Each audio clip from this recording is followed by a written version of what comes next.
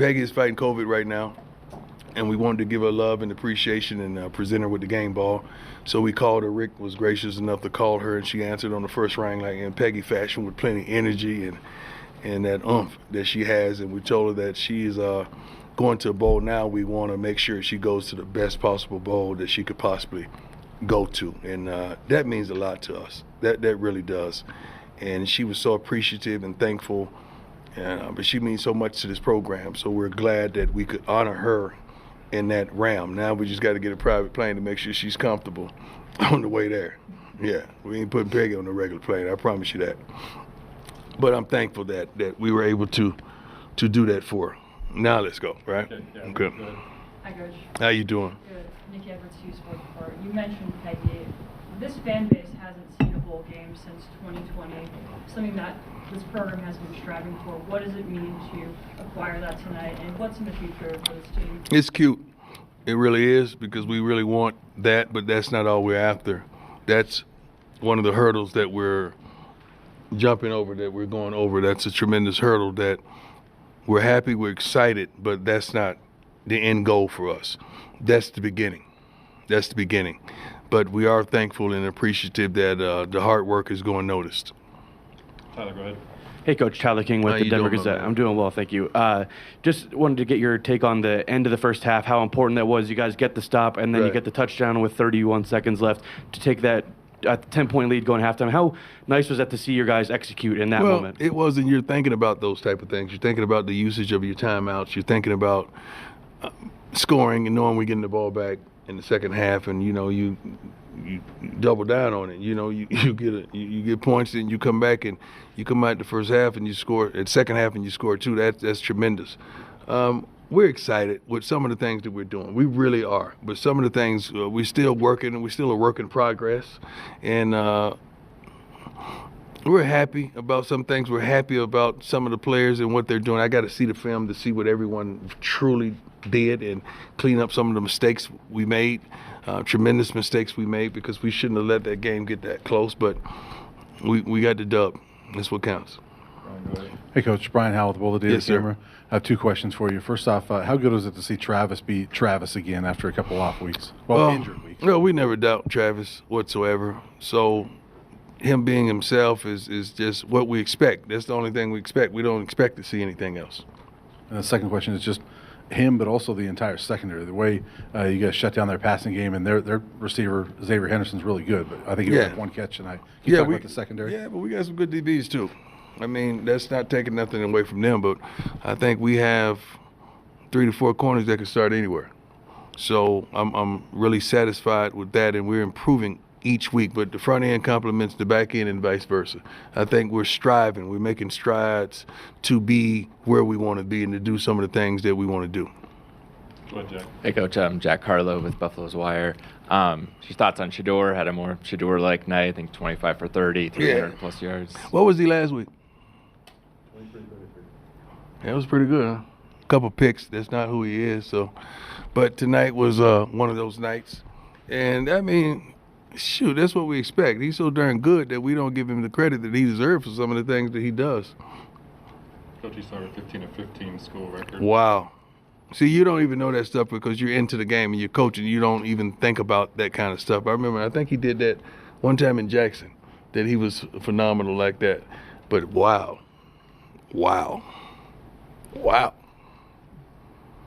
And they don't even mention him for the Heisman. He's not even mentioned. Oh, my bad. He's my son. That's why. Hi, Coach. Adam Wilson Tiger, 24/7 Sports. Yes, sir. Alejandro tied a career long with a 47-yarder. Yeah. Speak a little bit about kind of that clutch kick of his. Well, the whole time we were sitting up there saying we got it. You know, they put the flags up and they let me know where we got to get to for model time.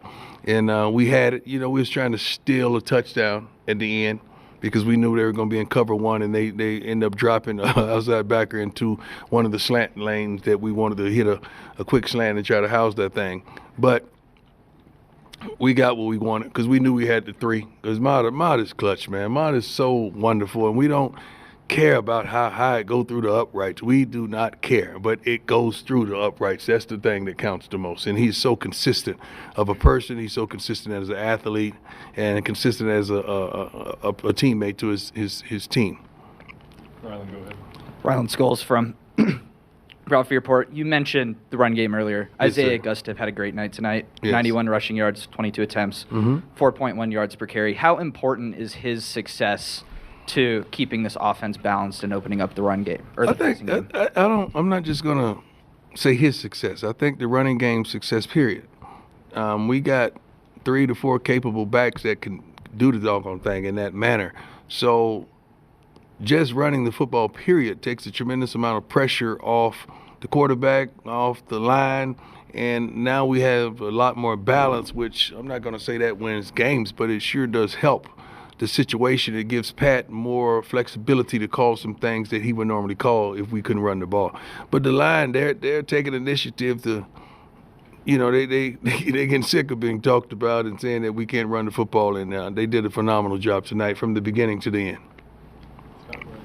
Hey, Coach, Scott Proctor at DMVR. How you doing? Excellent, sir. Love to hear that. Congratulations on the win. When I asked you earlier this week about the running back situation, kind of following up on the Isaiah part of things, Right. You said you would prefer a guy to kind of take control of this thing. Yeah. What'd you make of his performance, and was that a kind of performance that can kind of make him the guy moving forward? Yeah, but, all those guys given opportunity, I think all of them were produced. They're so different. They're so versatile. In some situations, you need this type of guy. Some situations, you need that type of guy.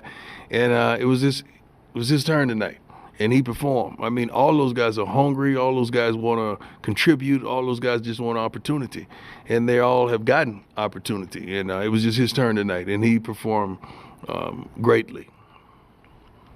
Hi, Coach. Clay Janae here. After this great run, how do you feel about possibly being one of the 12 teams in the playoffs this year and contending for a national title? Well, we ain't thinking about the playoffs right now, right? We go one game at a time. We don't even want to be ranked. Don't rank us, please. We don't like that. We rather be in the back in the dark, just chilling in the cut. We good. We cool. We straight. All right, so don't rank. Don't feel pressure to rank. We good. We're good. I promise you, everybody. We are straight. We're good. So we're not thinking about that. We're thinking about going into this bye week, healing, some injuries, correcting some things that we didn't do well, and having a good time, and probably giving them a day or two off. They're not getting a whole week off, I promise you that, but a day or two off, they deserve that tremendously. Coach Leo Vera with Scobuff Sports. The offensive line saw 4 different gentlemen rotating at guard. What can you say about that rotation and the impact it has to keep guys fresh? Tremendous. It keeps guys fresh. It throws the opposing team off when they're rotating as well. And I think people should do that more in college football because the defensive line is rotating. So having fresh linemen to rotate, they're getting playing time now. They may not dip and jump in the portal at the conclusion of the season. And it's tremendous that we have that type of depth that we can do that. Does Coach Phil take charge of those rotations? Yes. That's his line. That's his thing. And I love everything he stands for. I love the way he challenges those guys, the way he supports them, the way he shows them love. But he gets on them pretty tough. But I love everything about him. Joe, go ahead. Coach, I got to give it up for the defense. Coach Livingston, these guys, constant pressure, constant harassment of the quarterback. Big difference from last year. I think last year a couple of these games could have gone CU's way with the defense like that. Could you talk a little bit about the defense? Well, let's flush. Can we flush last year? Let's flush that down the toilet, and let's not even look down there. Okay, let's just flush it and walk away. Okay, I'm happy with who we have, what we have, the staff, the players that we brought in. I'm truly happy with all of above, and you guys are starting to see, and your ladies are starting to see everything come together. But we're not nearly where we desire to be. Not nearly. A couple more, go ahead. Hey, Coach. Balin Weissett.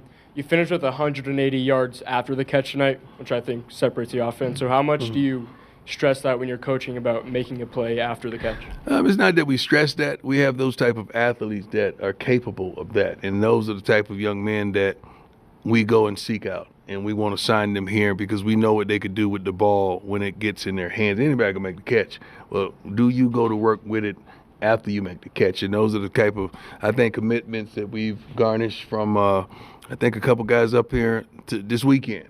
So we just want to keep that going and keep attracting those type of young men. How old are you, my man? 19. How old are you? 14. How old are you? 21. Amen. 14. What you doing? Just chilling? Oh, okay. All right. Just to say that. Come on now. Start letting 14-year-olds in here. Awesome. Coach, I wanted to follow up Yes, sir. on something that you said about the Heisman race. Yes, sir. You look around all these lists, and Shedeur's name isn't on them. Why is that the case? Let me, you know darn well why is that. Okay, y'all know why is that. Stop. Y'all stop. I don't care. I really don't. It's just strange. It's just funny to me. I just think it's just ignorant. But it's funny. It's funny to us because Shedeur could care less. Shedeur wants to be drafted in a wonderful city. He wants to win out, and that's what he thinks about. He ain't thinking about no darn Heisman, man. So I'm happy now. Travis is the best college football player in the country. We all know that. Why are we even deliberating over that? So what we doing? Like, when does that change? So what's the criteria? Somebody need to say what's the criteria of that prestigious award, because we're looking at the best high school football player that hadn't been a Travis Hunter ever. And I'm sitting up here saying that. My other question is, we've been talking about the running game, but this is the second consecutive game, and I know the game dictates it, where you've rushed more than you've thrown the ball. What does it say about the development of your program that you've come that far? Well, our program, we've come. We're on a wonderful journey. We know what direction we're going. We've done this before at several different locations, all the way from youth all the way up, and this ain't nothing new to us, truly. And we're just happy that we've gotten the opportunity to show you what we're capable of doing. And these young men are excited as well. They love it here. They love to play football for us, and they're attracting like-minded men that they're going to love it as well. I met with several of them today, and I can't wait to see them in the buff uniform, and I can't wait to see what they bring to the table. Are we going to do that we said we're going to do, or that we ain't doing that tonight? When he said he coming? Okay. Two more. Go ahead, Brian. Hey, Coach. I have two quick ones for you. Okay. First off, with the play with Jimmy early in the game, have you ever seen that before, where a touchdown gets taken off for taunting like that? And how bad did you feel for Jimmy? Well, it's a lot of things that you see here that you never seen before that we can't understand. Like that pass interference in the corner that nobody saw, right? You right? You remember that one? But we're not upset. We don't get upset with that. We just have the expectation that things are going to be different. We're not crying by any means, because that's just a part of the game. That's just life. But Jimmy is the best young man that you could ever fathom. I mean, when you're building a young man for your program, receiver, you want all the attributes that Jimmy Horn has. So just getting it called back, I didn't like that because I wanted him to get the 6, you know. But he was so broken about what transpired. But we got him together and let him know we love him, we appreciate him. Just don't do that no more. But I'm proud of him. I'm proud of the way he played. We got to get him the ball more. We got to get him the ball more. He's so darn good. Second question for me. Yes, sir. I know you guys have bigger goals, but you've stated since last really December that bowl game, we want this bowl game. Now that you guys have got it and there's still a month to play, how big of a deal is that for this team that they can? Maybe there's some pressure off that. That one's out of the way. You can that ain't the goal. I mean, I wanted to do that for Peggy, so that was kind of me. That wasn't about us. That was kind of what I wanted for Peggy, because she deserves it. I think we had to have a rallying cry for some rhyme or reason, but we want so much more. We want so much more. That's why we practice the way we practice. That's why we go at it the way we go about it. So we want so much more. That's just the beginning of what we desire around here. Last one, go ahead, Michael. Hey, Coach, how you doing? How you doing, sir? Good. On the Heisman conversation, do you feel like if the past winners and past guys who were nominated for the Heisman made the vote, it would make the impact on the absolute best player winning the trophy? That's pretty creative. We think that same way about Hall of Fame. We wish Hall of Famers would make the votes for the Hall of Famers instead of committees that kind of don't know what the heck they talk about or what they doing or who's who. But I mean, it is what it is. You got it's some voters out there that really are good at what they do. So you can't discredit them as well because they're really good at what they do. You can never go right with that kind of stuff. Somebody's always going to have opposition, But I just get a kick out of it sometimes. Past winners do get a vote. Past winners get a vote. Yeah. Who else get a vote? Media. I'm not taking that bait. Oh, that's too easy. That was just a layup. Who won, matter of fact? Who won tonight? Did they play baseball tonight? Dodgers. So what is it? 2-0. Oh my God. It's 2-0 LA? I don't care who wins. I just like good baseball. Was it a good game? Not as good as last night. Yeah? I didn't even see it. Oh God. I was worried about this thing that we got going on. Anybody else we good? We got the last one? Before I get out? Yes, sir. My brother. What was your mindset today going against Cincinnati? Also, can you talk about... Take your time, my brother. You good. Let me answer one at a time. My mindset, we wanted to win. We wanted to play good, solid football, fundamentally strong. We didn't want to go in there and come out of there with a multitude of penalties because that just ruined it for you. We wanted to be balanced on every phase of our game, running the football, throwing the ball, stopping the run, defending the pass, special teams. We wanted to punt well. We knew Model was going to do his thing as well as Mate. But one thing that we're really trying to get is that ball in the end zone on kickoffs. We're really trying to get that ball in the end zone. I think we had a couple touchbacks today. And that's tremendous for us, but we gotta get that ball in the end zone so we don't even give them opportunity.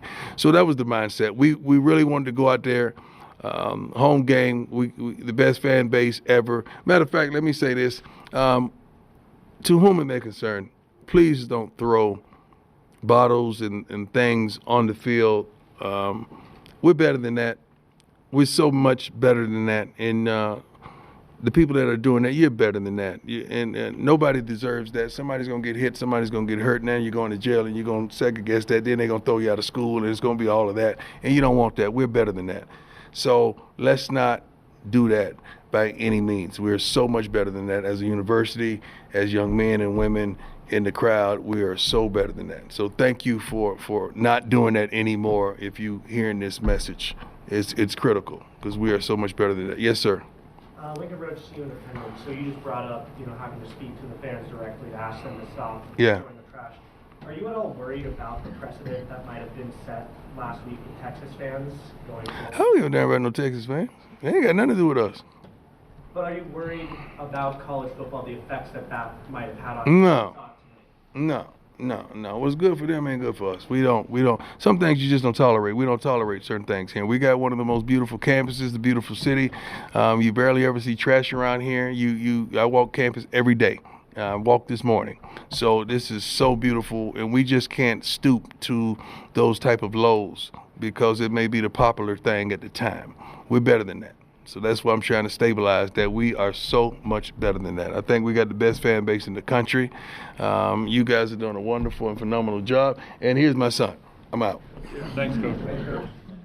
If you know me, then you know how much I love barbecue. And when I'm in Bishop Arts, I walk right into Lockhart Smokehouse.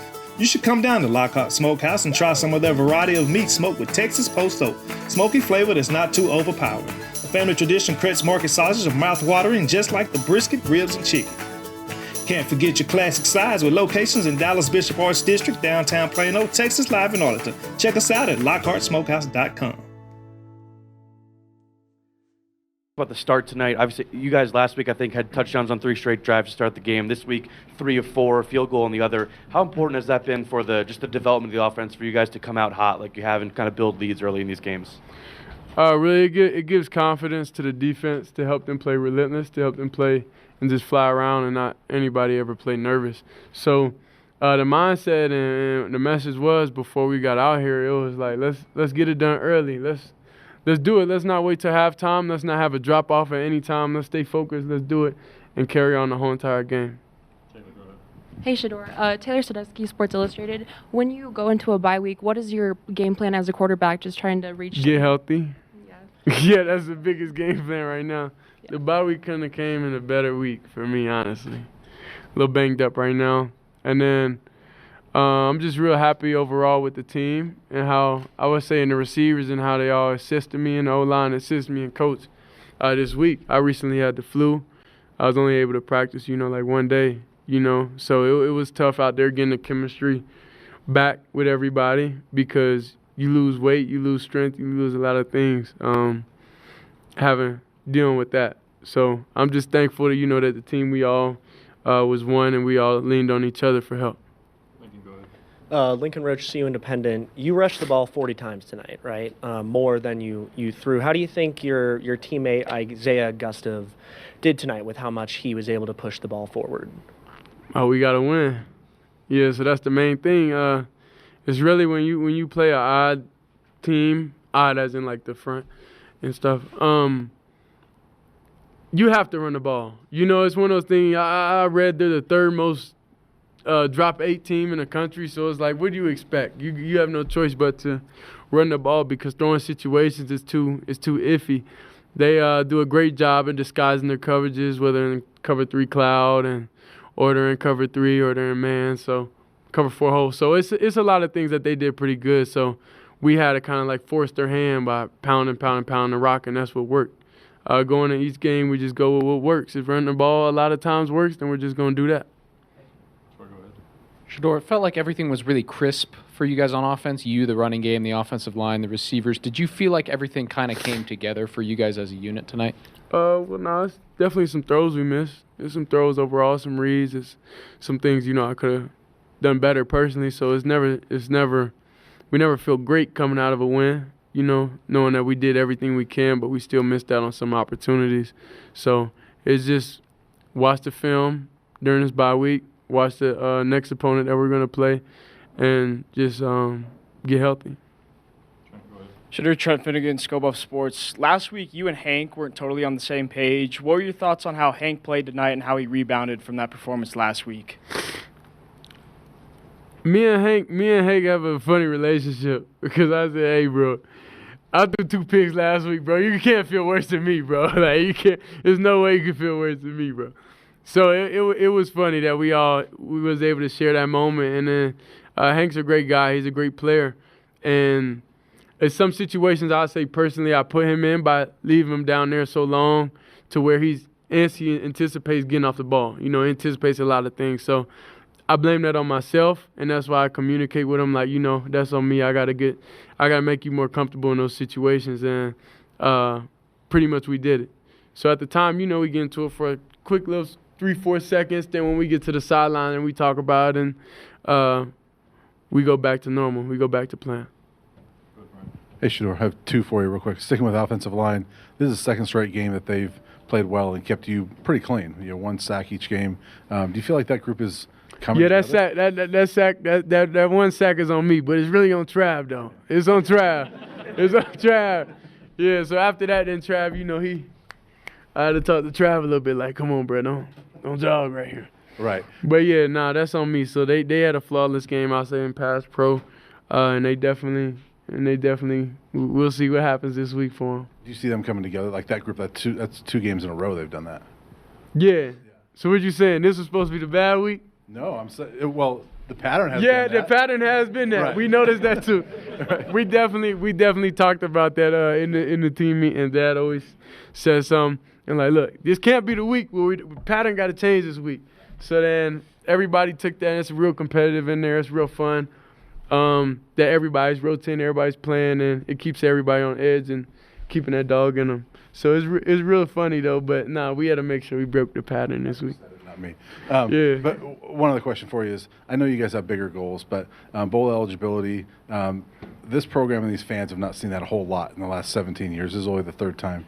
How big of a deal is it for you and this team to get to 6 wins and do this for yourselves, but also for the fans? It's big. It's big for us because it's big for the fans. Us, we don't look at any game as we look at every game that we play as a possible win.